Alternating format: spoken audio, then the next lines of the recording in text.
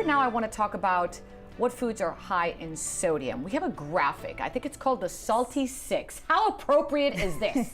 The Salty Six. So ladies, I'm gonna have you take it away and let me see. Ooh, cold cuts are not good. Let's see. Yes, so this is basically, these are foods. We know that all processed foods are high in salt. Naturally, every company will add salt because it acts as a preservative. It will make the food last longer.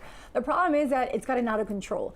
And so instead of looking at every single food, the American Heart Association has identified these 6 sources as the worst offenders, if you will, for foods that we should really try to cut out. So if you are struggling right now with high blood pressure or looking to just get healthier, these are the areas that you want to look into to see if you're eating it on a daily basis specifically. That's what you should try to maybe cut back or look for other brands that don't have as much salt. So breads and rolls will be one that people don't really relate to high salt, but you'll be surprised to know that some brands do add a lot of it because it does improve the flavor. It also helps to preserve it, but so that's just one of them. Cold cuts and cured meats, that's I think a no-brainer. We know that's how they preserve these meats, is by adding salt. So choosing low salt or no added salt will be the way to go. So you can have some cold cuts as long as they have no salt. Are there some good low ones? Salt. Yes, low salt. Okay, would be the way to go. And you'll find it in the deli or just already packaged. Got it. Pizzas, if they're already prepared,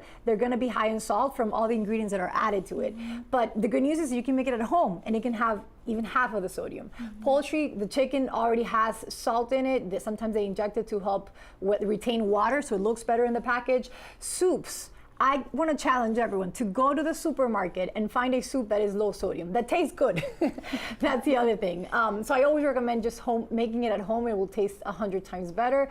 And then sandwiches, if they come already prepared, between the dressing and sometimes they have cured meats in them and the bread, imagine all these foods that we've already talked about in a sandwich will have just too much. So this is just a great starting point to start to look for these sources and start reducing them by swapping the brands.